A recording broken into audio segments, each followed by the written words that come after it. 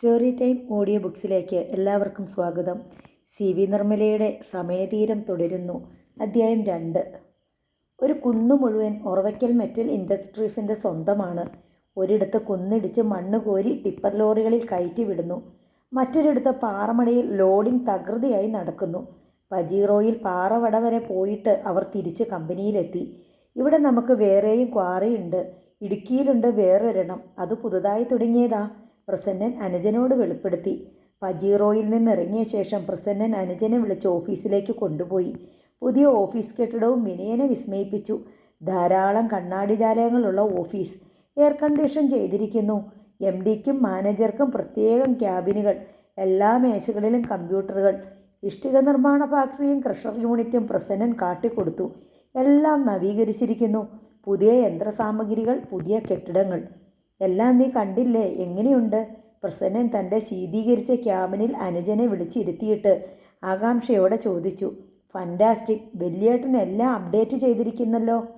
നമുക്ക് വേറൊരു ഓഫീസുണ്ട് ടൗണിൽ. ഉച്ച കഴിഞ്ഞ് നമുക്ക് അങ്ങോട്ട് പോകാം, പ്രസന്നചന്ദ്രൻ ഉത്സാഹത്തോടെ പറഞ്ഞു. അവർ സംസാരിച്ചു കൊണ്ടിരിക്കെ പ്രസന്നചന്ദ്രൻ്റെ മൊബൈലിലേക്ക് ഒരു കോൾ വന്നു.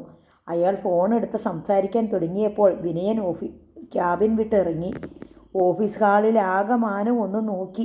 വലിയേട്ടൻ്റെ ഒച്ച ഉയരുന്നത് കേട്ട് അവൻ ആശ്ചര്യത്തോടെ തിരിഞ്ഞു. അവൻ്റെ കണ്ണെവിടായിരുന്നു? ഇവനൊന്നും ബോധമില്ലാതെയാണോ റിവേഴ്സ് എടുക്കുന്നേ? ഫയർഫോഴ്സിൽ അറിയിച്ചോ? ഞാൻ ഉടനെ വരുന്നുണ്ട് അങ്ങോട്ട്. ധൃതിയിൽ ഫോൺ വെച്ചിട്ട് പ്രസന്നചന്ദ്രൻ കീ ചെയിൻ എടുത്ത് ക്യാബിനിൽ നിന്നിറങ്ങി. എന്തു പറ്റി വലിയേട്ടാ? നമ്മുടെ ഒരു ടിപ്പർ പാറക്കുളത്തിൽ വീണെന്ന്. എവിടെ? ഇവിടെയോ? വിനയൻ അമ്പരന്നു. ഇവിടല്ല, പ്ലാത്രയിലെ ക്വാറിയിലാ. വാ, അങ്ങോട്ട് പോകാം. ഇതാരാ വലിയേട്ടാ പറഞ്ഞത്? സത്യശീലൻ. അവൻ അവിടെയുണ്ട്. പ്രസന്നചന്ദ്രൻ്റെ നടത്തയ്ക്കൊപ്പം വേഗം എടുത്തുകൊണ്ട് വിനയൻ പിന്നാലെ ചെന്നു. ഡ്രൈവർ ബാലനെ നോക്കിയിട്ട് അവിടെ എങ്ങും കാണാഞ്ഞ് പ്രസന്നചന്ദ്രനെ വിരളി പിടിച്ചു. ആ കന്നാരി എവിടെ പോയി കിടക്കുന്നു? ഞാൻ ഡ്രൈവ് ചെയ്യാൻ വലിയേട്ടാ. വേണ്ട വേണ്ട, നീ എത്ര വർഷമായി സ്റ്റിയറിംഗ് പിടിച്ചിട്ട്? ഇവിടുന്ന് പോയതിൽ പിന്നെ നീ ഡ്രൈവ് ചെയ്തിട്ടുണ്ടോ? അവിടെ ലെഫ്റ്റ് ഹാൻഡ് ഡ്രൈവ് അല്ലേ? അപ്പോഴേക്കും എവിടെ നിന്നോ ബാലൻ ഓടിക്കിതച്ചെത്തി. നീ എവിടെ പോയിരുന്നടാ നായേ? ഒരത്യാവശ്യത്തിന് വിളിച്ചാൽ കാണണ്ടേ? പ്രസന്നചന്ദ്രൻ അവനെ അടിക്കാൻ കൈയൊങ്ങിയതാണ്. വണ്ടി എടുക്കടാ.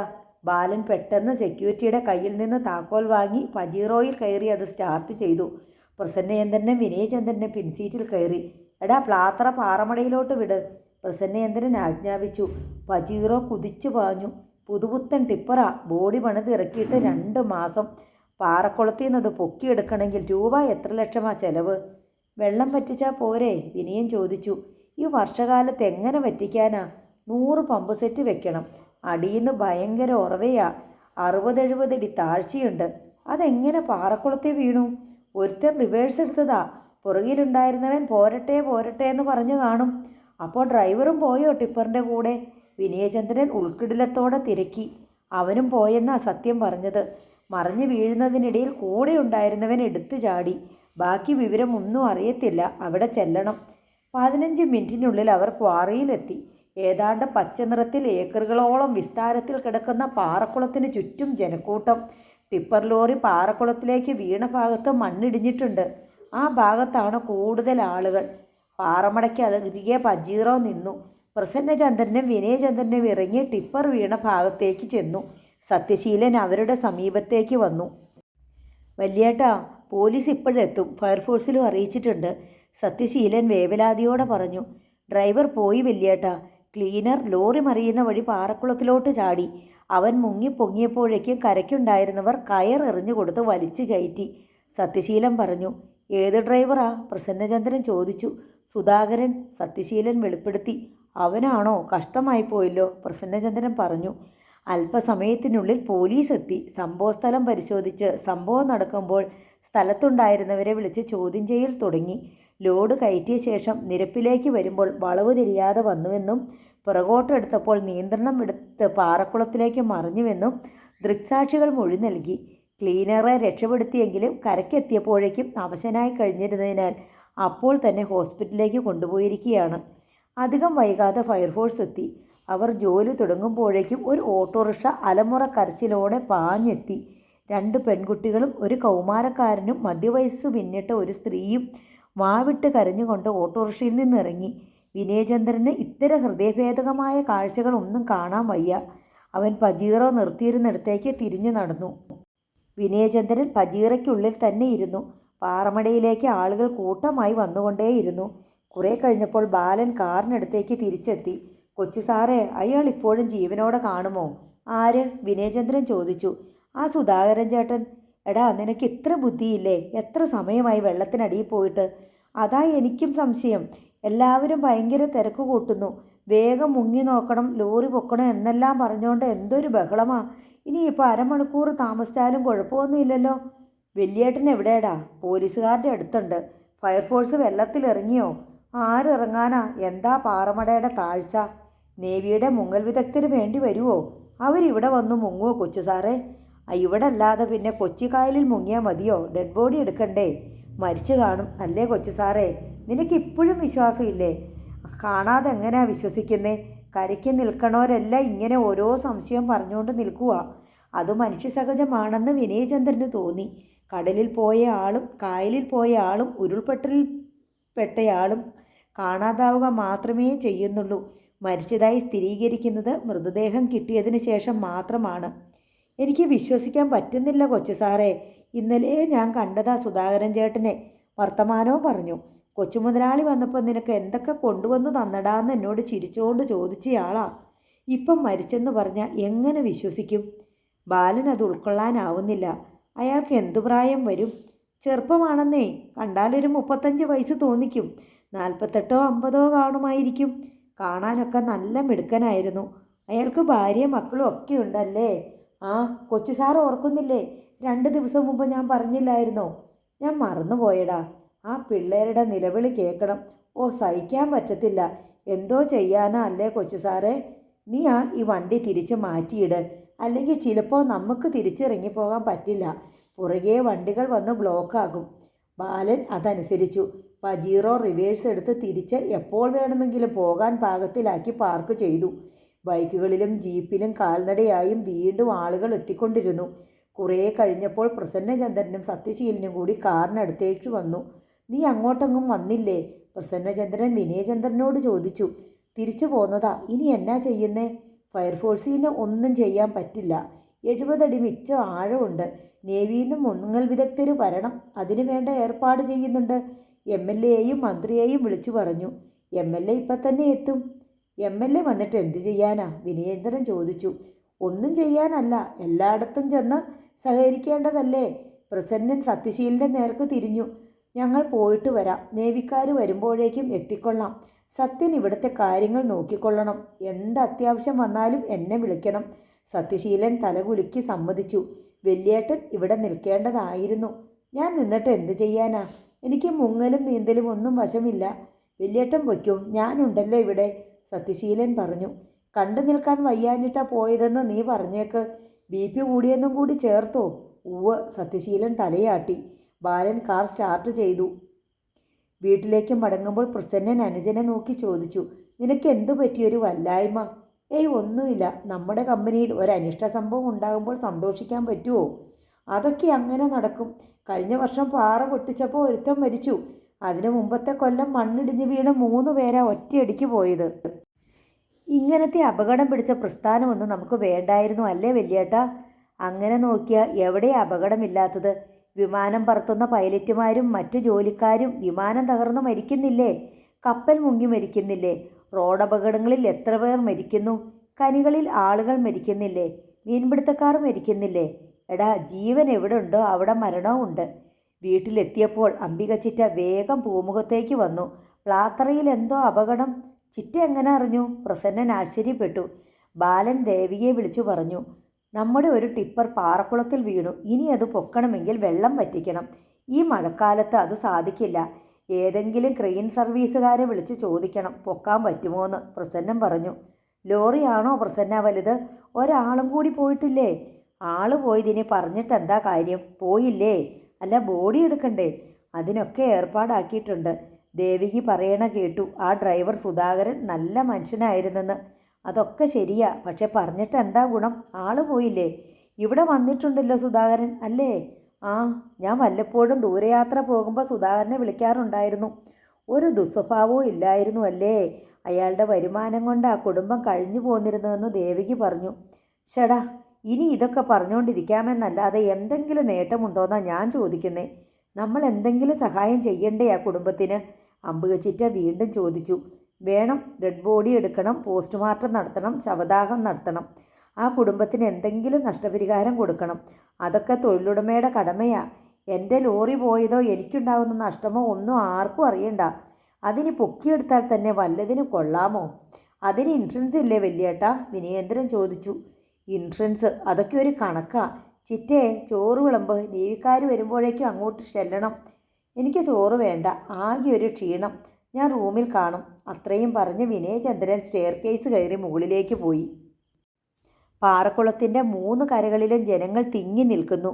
നേവിക്കാരെത്തി പാറക്കുളത്തിലേക്ക് മുങ്ങിയിരിക്കുകയാണ്. എല്ലാ കണ്ണുകളും ജലപ്പരപ്പിൻ്റെ ഒരു ഭാഗത്ത് നുരഞ്ഞു പൊന്തുന്ന കുമളകളിലാണ്. പ്രസന്നചന്ദ്രൻ്റെ ഒപ്പം തന്നെ വിനയചന്ദ്രനും പാറമടയ്ക്കിപ്പുറം നോക്കി നിൽപ്പുണ്ടായിരുന്നു. മൃതദേഹം ഉയർത്തിക്കൊണ്ട് നേവിയുടെ മുങ്ങൽ വിദഗ്ധർ ജലപ്പരപ്പിലേക്ക് പൊന്തി വന്നതും ആൾക്കൂട്ടത്തിനിടയിൽ ഒരു സീൽക്കാരമുണ്ടായി. മുങ്ങൽ വിദഗ്ധർ മൃതദേഹം കരയ്ക്കടുപ്പിച്ചു. പോലീസ് എത്തി മൃതദേഹം ഏറ്റെടുത്ത് തുടർ നടപടികൾ ആരംഭിച്ചു. പോസ്റ്റ്മോർട്ടം കഴിഞ്ഞ് ഡെഡ് ബോഡി ആംബുലൻസിൽ സുധാകരൻ്റെ വീട്ടിലെത്തിക്കാനുള്ള ചുമതല പ്രസന്നൻ അനുജനെയാണ് ഏൽപ്പിച്ചത്. സഹായത്തിന് സത്യശീലനും ഉണ്ടായിരുന്നു. പ്രസന്നചന്ദ്രൻ ശവസംസ്കാരത്തിനുള്ള ഏർപ്പാടുകൾക്ക് നേതൃത്വം കൊടുത്തുകൊണ്ട് സുധാകരൻ്റെ വീട്ടിൽ തന്നെ ഉണ്ടായിരുന്നു. സുധാകരൻ്റെ അനുജനും 2 അനന്തരവന്മാരും മൃതദേഹത്തിനോടൊപ്പം ആംബുലൻസിലുണ്ടായിരുന്നു. വിനയചന്ദ്രനും സത്യശീലനും ബാലൻ ഓടിച്ചിരുന്ന കാറിൽ ആംബുലൻസിനെ അനുഗമിച്ചു. സുധാകരൻ്റെ വീട്ടിൽ വലിയൊരു ജനക്കൂട്ടം കാത്തു നിൽപ്പുണ്ടായിരുന്നു. മൃതദേഹം ആംബുലൻസിൽ നിന്ന് ഇറക്കിക്കൊണ്ടിരിക്കുമ്പോൾ തന്നെ വീട്ടിനുള്ളിൽ നിന്ന് കൂട്ട നിലവിളി ഉയർന്നു. വിനയചന്ദ്രൻ കാറിൽ നിന്നിറങ്ങാതെ അതിൽ തന്നെ ഇരുന്നു. മണിക്കൂറുകൾക്ക് ശേഷം ചിതയിൽ നിന്ന് പുക ഉയരുന്നതുവരെ. ഞായറാഴ്ച രാവിലെ ഒരു ക്ഷണക്കത്ത് വിനയചന്ദ്രനെ ഏൽപ്പിച്ചിട്ട് പ്രസന്നചന്ദ്രൻ പറഞ്ഞു. സുധാകരൻ്റെ സഞ്ചയനമാണ്. എനിക്കിന്നൊരു കല്യാണമുണ്ട്, പോകാതെ വയ്യ. സുധാകരൻ്റെ വീട്ടിലേക്ക് സത്യനെയും കൂട്ടി നീ പോകണം. അതിന് നമ്മൾ പോണമെന്നുണ്ടോ? സത്യേട്ടൻ പോയാലും പോരെ? പോരാ, ഒരു കവർ സുധാകരൻ്റെ ഭാര്യയെ ഏൽപ്പിക്കണം.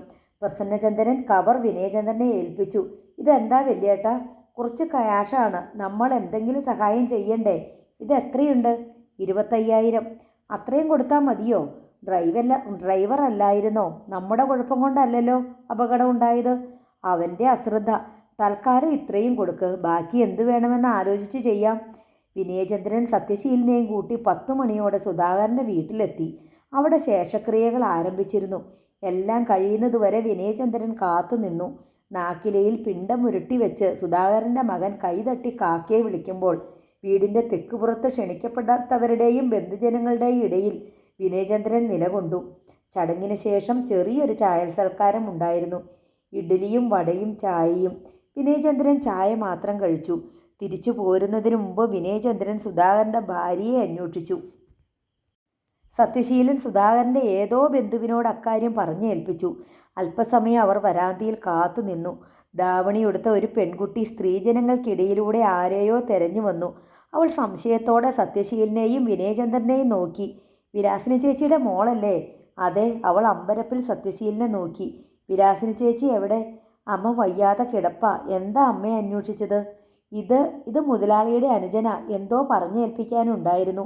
അവൾ വിനയചന്ദ്രനെ നോക്കി. അവനും അവളെ തന്നെ ശ്രദ്ധിക്കുകയായിരുന്നു.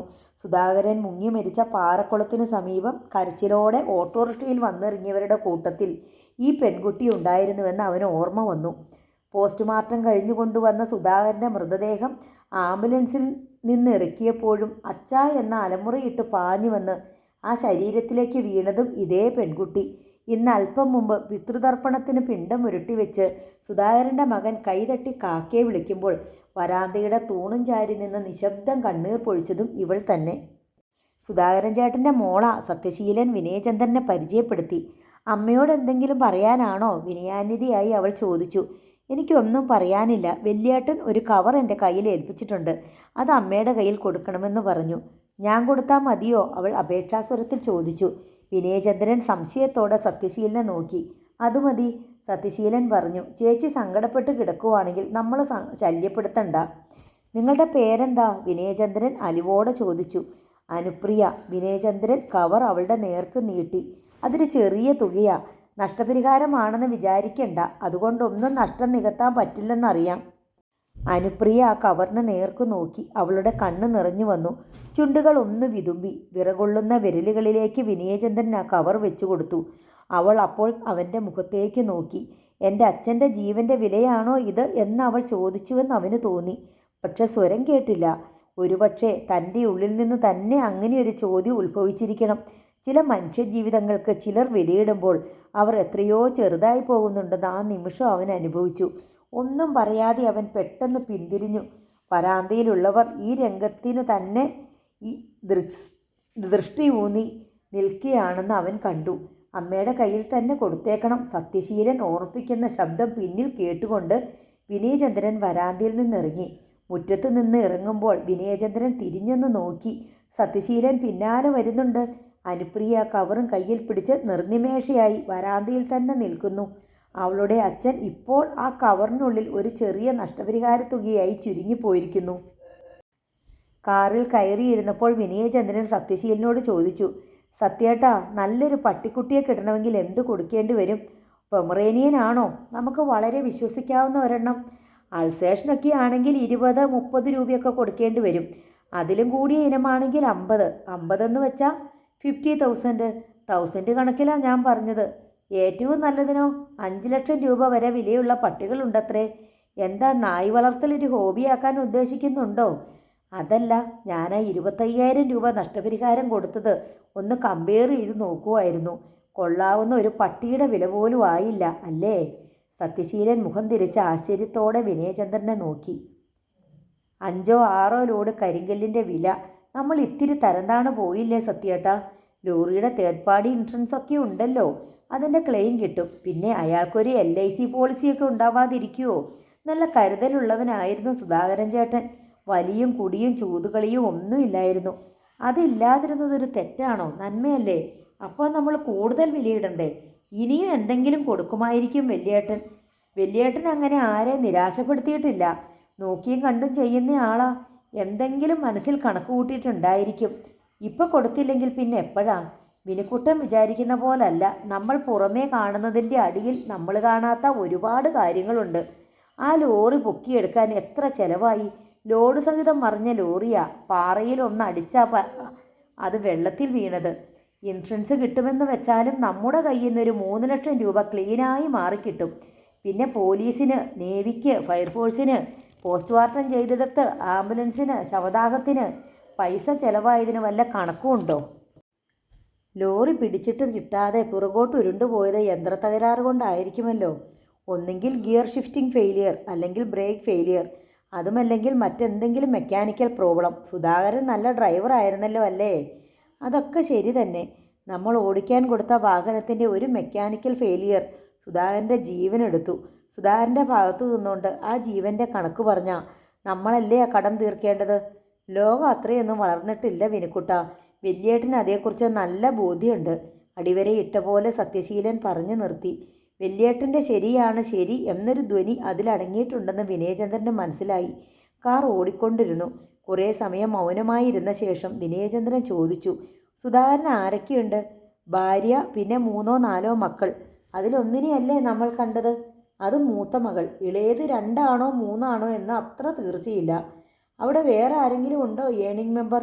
അതറിയില്ല. സുധാകരൻ്റെ വരുമാനം കൊണ്ട് ആ കുടുംബം കഴിഞ്ഞിരുന്നതെന്ന് തോന്നുന്നു. ബാങ്ക് ബാലൻസും കൃഷിഭൂമിയും ഒന്നും ഉണ്ടാവാൻ സാധ്യതയില്ലല്ലോ. ഉണ്ടെങ്കിൽ തന്നെ വീട് വെച്ചപ്പോൾ തീർന്നു കാണും. 2-3 വർഷമേ ആയിട്ടുള്ളൂ ആ വീട് വെച്ചിട്ട്. അതൊരു സാധാരണ വീടല്ലേ, വലുതൊന്നുമല്ലല്ലോ. എന്നാലും 7-8 ലക്ഷം ആയിട്ടുണ്ടാവും. സത്യേട്ടാ, നമ്മുടെ പുതിയ കാർ പോർച്ചിന് എത്രയായി? 22.5 ലക്ഷം. അതിന് കാർ പോർച്ചെന്ന് പറയാൻ പറ്റുമോ? ഗ്യാരേജ് അല്ലേ. നമ്മൾ ഒരിക്കലും നമ്മുടെ താഴെയുള്ളവരുമായി നമ്മളെ തട്ടിക്കിഴിച്ച് നോക്കരുത്. നമ്മുടെ മുകളിലുള്ളവരുമായിട്ട് നോക്കണം. എങ്കിലേ നമുക്ക് മുകളിലോട്ട് പിന്നെയും കയറാൻ ഒരു ഉത്സാഹം തോന്നും. വലിയേട്ടന് പറ്റിയ PA തന്നെ, വിനയചന്ദ്രൻ ചിരിയോടെ പറഞ്ഞു. വിവാഹത്തിൽ പങ്കെടുത്ത് ഉച്ചതിരിഞ്ഞ് 3 മണിയോടെ വീട്ടിൽ തിരിച്ചെത്തിയ പ്രസന്നചന്ദ്രൻ അനുജനെ വിളിച്ച് തിരക്കി. സുധാകരൻ്റെ ഭാര്യയെ നീ കവർ ഏൽപ്പിച്ചല്ലോ അല്ലേ? മകളുടെ കയ്യിലാണ് കൊടുത്തത്, വിനയൻ പറഞ്ഞു. അതെന്താ, സുധാകരൻ്റെ ഭാര്യ ഇല്ലായിരുന്നോ? അവർ വയ്യാതെ കിടപ്പായിരുന്നു. വലിയേട്ടാ, നമ്മൾ അത്രയും സഹായം ചെയ്താൽ മതിയോ? പോരെന്ന് ആരെങ്കിലും പറഞ്ഞോ? ആരും പറഞ്ഞില്ല. ആ പൈസ കൊടുത്തപ്പോൾ എനിക്കൊരു കുറച്ചിൽ തോന്നി. അത് തീരെ കുറഞ്ഞു പോയല്ലോ എന്ന്. കുറഞ്ഞു പോയെന്ന് തോന്നേണ്ടത് നമുക്കല്ല, അവർക്കാ. അവരുടെ ടെൻഷൻ നമ്മൾ എന്തിനാ ഏറ്റെടുക്കുന്നേ? കൊടുക്കുന്നവർക്കും ഒരു തൃപ്തി വേണ്ടേ? നിനക്ക് തൃപ്തിയായില്ലേ? നമ്മൾ ഇത്തിരി താണു പോയ പോലെ തോന്നി. ശരി, എന്തെങ്കിലുമൊക്കെ കൊടുക്കാം. വരട്ടെ, ഇനി ആവശ്യങ്ങൾ ഉണ്ടാകുമല്ലോ. മക്കളൊക്കെ ഇല്ലേ സുധാകരന്? പ്രസന്നചന്ദ്രൻ ഒരു ഒഴുക്കൻ മട്ടിൽ പറഞ്ഞു. വൈകുന്നേരം ബാലൻ വിനയചന്ദ്രൻ്റെ അടുത്ത് വന്നു. അവിടെ പോയിട്ട് ആ പെങ്കൊച്ചിനെ കണ്ടോ? അവൻ ആകാംക്ഷയോടെ ചോദിച്ചു. ഏതു പെങ്കൊച്ച്? ഞാനെന്ന് പറഞ്ഞില്ലേ കൊച്ചു സാറേ, സുധാകരേട്ടന് നല്ല സുന്ദരിയായ ഒരു മോളുണ്ടെന്ന്. ഓർക്കുന്നില്ലേ? ഞാൻ പെണ്ണ് കാണാൻ പോയതല്ല, വലിയേട്ടൻ എന്നെ ഒരു ചുമതല ഏൽപ്പിച്ചു, അതിനു വേണ്ടി പോയതാ. എന്നാലും കണ്ടു കാണുമല്ലോ. അവിടെ കുറേ പെണ്ണുങ്ങളുണ്ടായിരുന്നു. ഒരു ചടങ്ങ് നടക്കുന്ന വീടല്ലേ, കുറേ പേരുണ്ടാവും. കൊച്ചു സാറ് കണ്ടില്ല. കണ്ടെങ്കിൽ ശ്രദ്ധിച്ചേനെ. ഏതാൾക്കൂട്ടത്തിൽ നിന്നാലും ആരും ഒന്നുകൂടെ നോക്കും. ഒറ്റ നോട്ടത്തിൽ തന്നെ കണ്ണിലോട്ട് കയറും. ആഹാ, പോകുന്നതിന് മുമ്പ് നീ അക്കാര്യം പറഞ്ഞില്ലല്ലോ. പറയേണ്ട കാര്യമൊന്നും ഇല്ലെന്നേ. അതിൻ്റെ പേര് പറ. അനുപ്രിയ. ഓ, അതാണോ? അതിനെ ഞാൻ കണ്ടു. അതിൻ്റെ കയ്യിലാ കവർ കൊടുത്തത്. നീ പറഞ്ഞ പോലെ അത്ര വലിയ സൗന്ദര്യമൊന്നും ഞാൻ കണ്ടില്ല. പറഞ്ഞിട്ട് കാര്യമില്ല. കൊച്ചു സാറ് ലണ്ടനിലും അമേരിക്കയിലും ഒക്കെ പോയി നല്ല വെളുത്തു ചുവന്ന മദാമ പെൺപിള്ളേരെ കണ്ട് ഇപ്പം നാട്ടിലുള്ള പെൺപിള്ളേരെ കാണുമ്പോൾ ഒരു വിലയില്ല. ചിലപ്പോൾ അങ്ങനെ ആയിരിക്കും, വിനയചന്ദ്രൻ പുഞ്ചിരിയോടെ പറഞ്ഞു. 2 ദിവസങ്ങൾക്ക് ശേഷം വിനയചന്ദ്രൻ ഒറവയ്ക്കൽ ഇൻഡസ്ട്രീസിൻ്റെ ക്രഷർ യൂണിറ്റ് മുമ്പിൽ നിൽക്കുമ്പോൾ സെക്യൂരിറ്റി ജീവനക്കാരൻ അവൻ്റെ അടുത്തേക്ക് വന്നു. സാർ. അയാൾ പ്രവിധിയോടെ വണങ്ങി. എന്താ? നമ്മുടെ മരിച്ചുപോയ സുധാകരനില്ലേ? അയാളുടെ ചില സാധനങ്ങൾ ഇവിടുത്തെ സ്റ്റോറിൽ ഇരിപ്പുണ്ട്. എന്തൊക്കെയുണ്ട് സാധനങ്ങൾ? ചോറുപാത്രം, മുണ്ടും ഷർട്ടും പാൻസും, പിന്നെ ചെറിയൊരു ബാഗ്, കൊട, ചെരുപ്പ്, ചോറ് കെട്ടിക്കൊണ്ടുവന്ന പാത്രം. അത് ഉണ്ണാൻ അയാൾക്ക് പറ്റിയില്ല. ഇവിടെ ഇരുന്ന് കേടായപ്പോൾ ഞങ്ങളെടുത്ത് കളഞ്ഞ് പാത്രം കഴുകി വെച്ചു. അതൊക്കെ മുമ്പേ എത്തിച്ചു കൊടുക്കേണ്ടതല്ലേ? അതെല്ലാം എടുത്ത് ബാലനെ ഏൽപ്പിക്കുക. അവനോട് ഞാൻ പറയാം. ശരി സാർ. സെക്യൂരിറ്റി തിരികെ പോയി. വിനേന്ദ്രൻ ഓഫീസിൻ്റെ മുന്നിലേക്ക് ചെന്നു. ബാലനെ വിളിച്ച് സ്റ്റോർ റൂമിൽ നിന്ന് സെക്യൂരിറ്റി തരുന്ന സാധനങ്ങൾ വാങ്ങിക്കൊണ്ട് വരാൻ പറഞ്ഞു. ബാലൻ ഉടൻ തന്നെ പോയി സാധനങ്ങൾ എടുത്തു. നീ അതെല്ലാം കാറിൽ വെക്ക്, വിനയചന്ദ്രൻ നിർദ്ദേശിച്ചു. ബാലൻ അനുസരിച്ചു. കൊടുത്തിട്ട് വരാല്ലേ? ബാലൻ കാറിൽ കയറി. ഒന്നാലോചിച്ചിട്ട് വിനയചന്ദ്രൻ കൈ കാണിച്ചു. കാർ സ്റ്റാർട്ട് ചെയ്തിരുന്നു. വിനയനും വന്ന് കാറിൽ കയറി. ഞാനും വരാം. അന്ന് പോയപ്പോൾ സുധാകരൻ്റെ വൈഫിനെ കണ്ടില്ല. ഒരാശ്വാസവാക്ക് പറയേണ്ട കടമയില്ലേ നമുക്ക്? അതിന് കൊച്ചു സാറ് മെനക്കെട്ട് വരണമെന്നില്ലായിരുന്നു. ഞാൻ പറഞ്ഞോളാം. നീ ആരാ? ഒറവയ്ക്കൽ കമ്പനിയുടെ റെപ്രസെൻറ്റേറ്റീവോ? ഒരു ഡ്രൈവർ മരിച്ചതിന് വേറൊരു ഡ്രൈവർ ആശ്വാസം പറഞ്ഞാൽ പോരെ? നീ എന്തു പറയും? പോട്ടെ, സാരമില്ല ചേച്ചി, സുധാകരൻ ചേട്ടൻ പോയാലെന്താ, ഞാനുണ്ടല്ലോ എന്ന്. ബാലൻ അത് കേട്ട് പൊട്ടിച്ചിരിച്ചു. അടികിട്ടാനുള്ള മാർഗം പറഞ്ഞു തരുവാണോ കൊച്ചു സാറേ? കാർ സുധാകരൻ്റെ വീട് ലക്ഷ്യം വെച്ച് ഓടിക്കൊണ്ടിരുന്നു. 2 പാറമടകളെ ചുറ്റിയാണ് സുധാകരൻ്റെ വീടിൻ്റെ ഭാഗത്തേക്കുള്ള മൺപാത. വീടിന് സമീപം ബാലൻ കാർ നിർത്തി. മറ്റേ സംഗതി എടുക്കണ്ടേ? ബാലൻ ചോദിച്ചു. വേണ്ട, അത് കാണിച്ച് ആദ്യമേ അവരുടെ മൂഡ് കളയണ്ട. വിനയേന്ദ്രനും ബാലനും കയറി ചെല്ലുമ്പോൾ വരാന്തയിൽ ആരുമില്ല. ബാലൻ തനിക്ക് സ്വാതന്ത്ര്യ കൂടുതലുണ്ടെന്ന് കാണിക്കാൻ വരാന്തയിൽ ചാടിക്കയറി ഡോർബെല്ലിൻ്റെ സ്വിച്ച് അമർത്തി.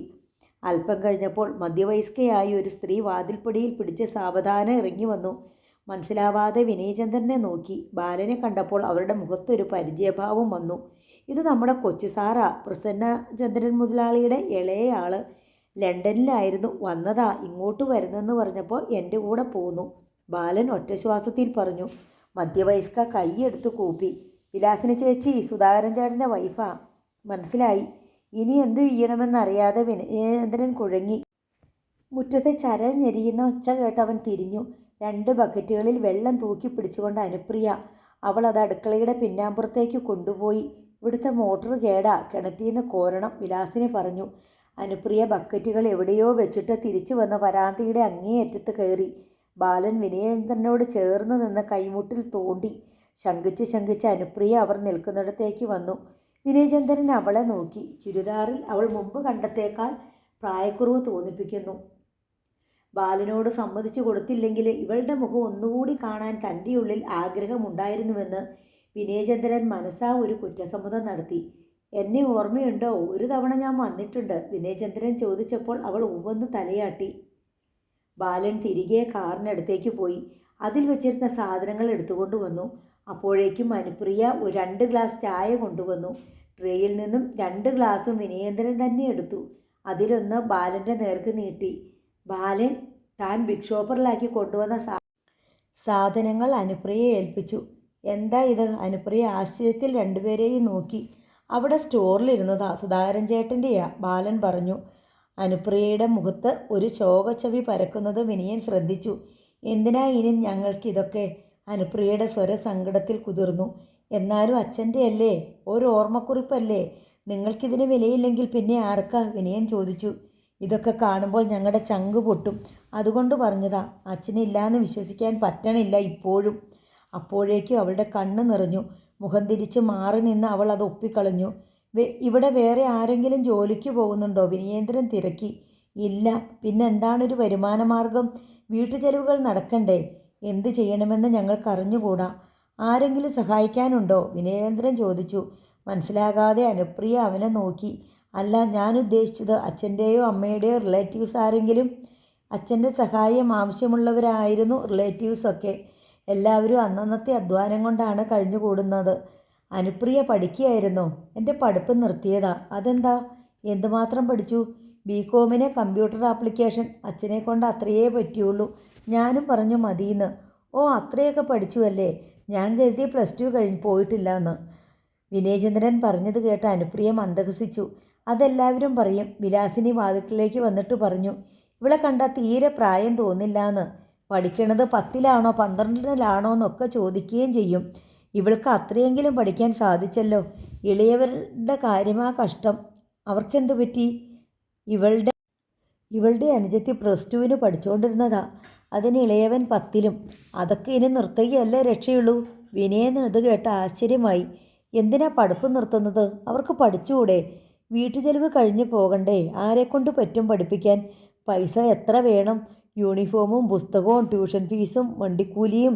ഇത്രയും കാലം വിഷമങ്ങളൊന്നും ആരും അറിഞ്ഞിട്ടില്ല. ഇനി അത് കഷ്ടമാണല്ലോ. 10ലും +2ലും ഒക്കെ പഠിപ്പ് നിർത്തിയിട്ട് എന്താകാനാ? MBA വരെ പഠിച്ചവർ വെറുതെ നടക്കുക. ഏതെങ്കിലും ജോലിക്കടയിൽ നിൽക്കാലോ, സെയിൽസ്മാനായിട്ട്. ഇനിയിപ്പോൾ അതല്ലാതെ വേറെ എന്തു വഴി? വിനയനിപ്പോൾ എല്ലാം മനസ്സിലായി. സുഗമമായി പോയിക്കൊണ്ടിരുന്ന ഒരു കുടുംബമാണിത്. അമരത്തിരുന്ന് തൊഴിഞ്ഞവൻ പോയി. ഇപ്പോൾ നയിക്കാൻ ആരുമില്ലാതെ നടുക്കടലിൽ പെട്ട് ഉഴലുകയാണ്. നീ ബികോം വരെ പഠിച്ചതല്ലേ? നിനക്ക് എന്തെങ്കിലും ജോലിക്ക് പോയിക്കൂടെ? എന്തിനാ മറ്റുള്ളവരുടെ പഠിപ്പ് നിർത്തി അവരുടെ ഭാവി കളയുന്നേ? വിനയചന്ദ്രൻ അനുപ്രിയോട് ചോദിച്ചു. അനുപ്രിയ ആശ്ചര്യഭരിതയായി. വളരെ അടുത്ത ബന്ധു തന്നോട് സംസാരിച്ചതുപോലെയാണ് അവൾക്ക് തോന്നിയത്. അതിൽ അല്പ ശകാരം പോലും ഉണ്ടായിരുന്നു. അച്ഛനില്ലെങ്കിൽ കുടുംബത്തിലെ മൂത്തയാൾ ആ ചുമതല ഏറ്റെടുക്കണം. എൻ്റെ അച്ഛനും അമ്മയും ചെറുപ്പത്തിലേ മരിച്ചുപോയതാണ്. വലിയേട്ടനാ കുടുംബഭാരം ഏറ്റെടുത്തത്. എന്നെ വളർത്തിയതും പഠിപ്പിച്ചതും ഒക്കെ വലിയേട്ടനാ. അതുപോലെ അനുപ്രിയ ഇളയവരുടെ സംരക്ഷണം ഏറ്റെടുക്കണം. ഞാനും എവിടെങ്കിലും ജോലിക്ക് ശ്രമിക്കാമെന്ന് വിചാരിച്ചിരിക്കുക. സെയിൽസ് ഗേൾ ആകാനൊന്നും പോകണ്ട. അച്ഛൻ നിന്നെ ഇത്രയും പഠിപ്പിച്ചത് അതിനുവേണ്ടി അല്ലല്ലോ. ബാങ്ക് ടെസ്റ്റൊക്കെ എഴുതി നോക്കണം. PSC വഴി ട്രൈ ചെയ്യണം. ഒരാളില്ലാണ്ടായി എന്നും വെച്ച് ഷോക്കടിച്ച പോലെ ഇരിക്കുകയല്ല വേണ്ടത്. ഞാനാ അവസ്ഥ കഴിഞ്ഞ് വന്നവൻ, അതുകൊണ്ടാ പറയുന്നേ. അനുപ്രിയ ഉവന്ന് തലയാട്ടി. ഇങ്ങനെയൊന്നും പറയാനോ ധൈര്യപ്പെടുത്താനോ പോലും ഞങ്ങൾക്ക് ആരുമില്ല സാറേ, വിലാസിനി പറഞ്ഞു. ഞാൻ എന്തായാലും ഒന്ന് ശ്രമിച്ചു നോക്കട്ടെ. 25,000 രൂപ തന്ന നിങ്ങളുമായുള്ള ഏർപ്പാട് അവസാനിപ്പിച്ചു എന്നൊന്നും കരുതണ്ട. സുധാകരൻ ഞങ്ങളുടെ കമ്പനിയിലെ ഡ്രൈവർ ആയിരുന്നല്ലോ, അത് ഞങ്ങൾ മറക്കില്ല. വിലാസിനി പ്രതീക്ഷയോടെ അവനെ നോക്കി. വിനയചന്ദ്രൻ ചായ കുടിച്ച ഗ്ലാസ് അനുപ്രിയയെ തിരിച്ചേൽപ്പിച്ചു. നല്ല ചായയായിരുന്നു, താങ്ക്സ്, അവൻ പറഞ്ഞു. ഞങ്ങൾ ഇറങ്ങട്ടെ. ബാലനെയും കൂട്ടി വിനയചന്ദ്രൻ മുറ്റത്തേക്ക് ഇറങ്ങി. മുറ്റത്തിൻ്റെ അരികു വരെ അനുപ്രിയയും കൂടെ ചെന്നു. അച്ഛൻ മരിച്ചല്ലോ എന്ന് പറഞ്ഞ് വിഷമിച്ചിരിക്കാതെ കുറച്ചുകൂടെ എനർജറ്റിക് ആകണം കേട്ടോ, വിനയൻ സുപ്രിയയോട് പറഞ്ഞു. അവൻ പോക്കറ്റിൽ നിന്ന് കുറച്ച് പണമെടുത്ത് ചുരുട്ടി അവളുടെ നേർക്ക് നീട്ടി. അവൾ വാങ്ങാതെ പിന്നോട്ട് മാറി. ഇതാ മോട്ടോർ നന്നാക്കാനുള്ള പൈസയാ. കിണറിൻ്റെ പമ്പ് കേടായി എന്നല്ലേ പറഞ്ഞത്? അവൾ ആ പൈസ വാങ്ങാൻ മടിച്ചു. മോട്ടോർ നന്നാക്കണ്ടേ? അവൻ ചോദിച്ചു. വേണം. പൈസയുണ്ടോ കയ്യിൽ? ഇല്ല. അഹങ്കാരം കാണിക്കരുത്, പറഞ്ഞേക്കാം. ഒരാവശ്യത്തിന് തരുന്നതല്ലേ, ഐസ്ക്രീം വാങ്ങിക്കാനല്ലല്ലോ. അനുപ്രിയ പെട്ടെന്ന് അവൻ്റെ കയ്യിൽ നിന്ന് പണം വാങ്ങി. വിനയൻ അവളെ നോക്കി മന്ദഹസിച്ചു. വഴക്കു പറഞ്ഞാലേ അനുസരിക്കൂ, ഇപ്പോൾ മനസ്സിലായി. അവൻ നടക്കല്ലുകൾ ഇറങ്ങി കാറിനടുത്തേക്ക് പോയി. അനുപ്രിയ ആ പണം വിരലുകൾക്കുള്ളിൽ ചുരുട്ടിപ്പിടിച്ചു. അതിന് അല്പം ചൂടുണ്ടെന്ന് അവൾക്ക് തോന്നി. പേഴ്സിൽ നിന്നല്ല, പോക്കറ്റിൽ നിന്നാണ് പണമെടുത്ത് തന്നത്. അത് തനിക്ക് തരാൻ വേണ്ടി കൊണ്ടുവന്ന പണമല്ലെന്നും അവൾക്ക് മനസ്സിലായി. സ്വന്തം ആവശ്യത്തിന് എടുത്ത് പോക്കറ്റിൽ വെച്ചതായിരിക്കണം. ഇത് കമ്പനിയുടെ പണമോ നഷ്ടപരിഹാരമോ ഔപചാരികമായ സംഭാവനയോ ഒന്നുമല്ല. അതിനും അപ്പുറമുള്ള ഒരു കരുതൽ, വേണ്ടപ്പെട്ട ഒരാൾ ചെയ്യുന്ന പോലെ. കാർ അവിടെ തിരിക്കാൻ അല്പം ബുദ്ധിമുട്ടുണ്ടെന്ന് അനുപ്രിയ കണ്ടു. ബാലനാണ് കാർ ഓടിക്കുന്നത്. അത് റിവേഴ്സ് ഗിയറിൽ റോഡിൻ്റെ വിളുമ്പ് വരെ എത്തുന്നത് കണ്ട് അവൾക്ക് ഭയമായി. അച്ഛനിങ്ങനെ റിവേഴ്സ് എടുത്തതാണ് മതിയെന്ന് അവൾ കൈ ഉയർത്തി ആംഗ്യം കാട്ടി. ബാലൻ കാർ മുമ്പോട്ടെടുത്ത് തിരിച്ചു. കാർ തിരിഞ്ഞു പോകുമ്പോൾ വിനയൻ അവളുടെ നേർക്ക് കൈപ്പത്തി ഉയർത്തി കാട്ടി. കൊച്ചു സാറിനെ സമ്മതിച്ചു കേട്ടോ, ബാലൻ അഭിനന്ദിച്ചു. നോവൽ തുടരും.